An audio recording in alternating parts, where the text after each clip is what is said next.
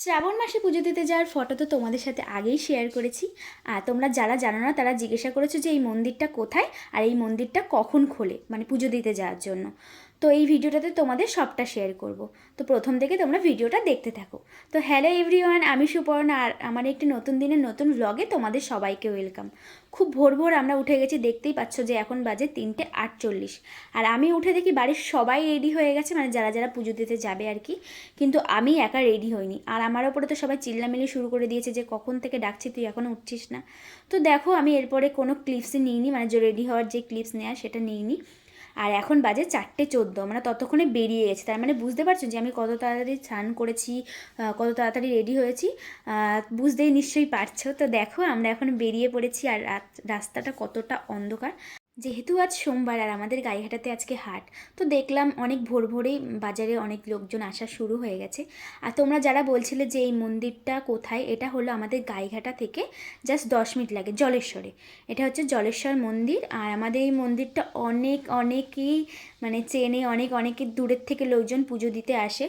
আর আমি সবার photo video দেখেছি, তাই খুবই ভালো লাগে। আর যেহেতু আমাদের বাড়ির কাছাকাছি এই মন্দির, তো আমাদের মাঝে মাঝে যাওয়া হয়। শুধু যে শ্রাবণ মাসে পুজো দিতে যায় এমনটা নয়, তোমরা আগের ভিডিওতেও দেখেছিলে যে আমি আগেও একবার এসেছিলাম পুজো দিতে।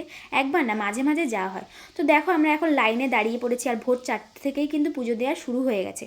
আর আমাদের টিকিট নাম্বার ছিল 455, মানে 55, 56, 57, মানে যারা যারা আমরা যতজন পরপর ছিলাম ততজন এরকম টিকিট নিয়ে দাঁড়িয়ে পড়েছি লাইনে।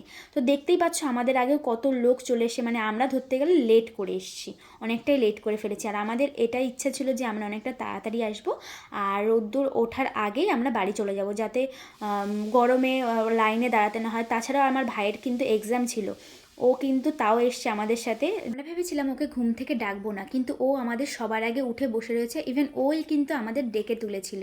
আর এইদিকে দেখো আমার বোন কিন্তু আসতে পারেনি, কারণ ওরও আজকে এক্সাম ছিল। আর এইদিকে লাইনটা ঠিক কত দূর পৌঁছে গেছে তোমরাই দেখে নাও। এখন বাজে কটা তাও 5:13, আর লাইন চলে গেছে সেই পুকুরের ওই সাইডে।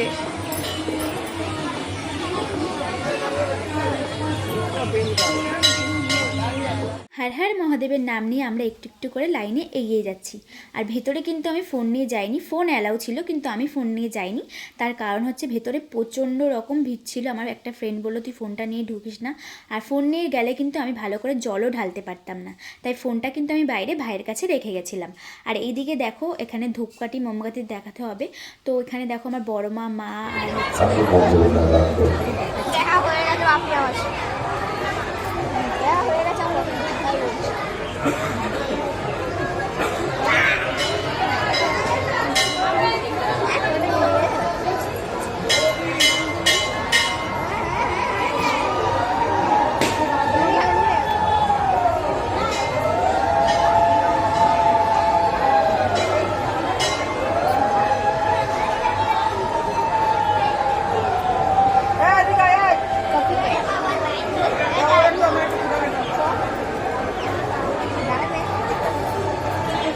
এদিকে আমাদের ধূপকাঠি মোমবাতি দেখানো হয়ে গেছে, আর এখন বাড়ি যাওয়ার পালা। মন্দির থেকে নিচে নেমে দেখি নিচে খিচুড়ি প্রসাদ দেওয়া হচ্ছে, তো আমরা সবাই এক বাটি করে নিয়ে নিয়েছি। প্রথমে কিন্তু আমরা খিচুড়ি প্রসাদ খাইনি।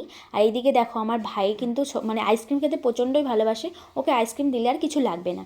আর এইদিকে মহাদেবের স্নান করানো যেই দুধটা, সেটা আমরা অল্প অল্প করে খেয়ে নিলাম, যাতে হচ্ছে উপোসটা ভঙ্গ হয়ে যায়। তারপর আমিও একটা আইসক্রিম কিনেছিলাম। ভাই যেহেতু আসেনি তাই মা ভাইয়ের জন্য কিছু খাবারও কিনে নিল। তো আজকের ভিডিওটা এই পর্যন্তই ছিল। ভালো লাগলে অবশ্যই একটা লাইক করে দিও। দেখা হবে পরের কোনো ভিডিওতে। টাটা সবাইকে, সবাই ভালো থেকো, সুস্থ থেকো।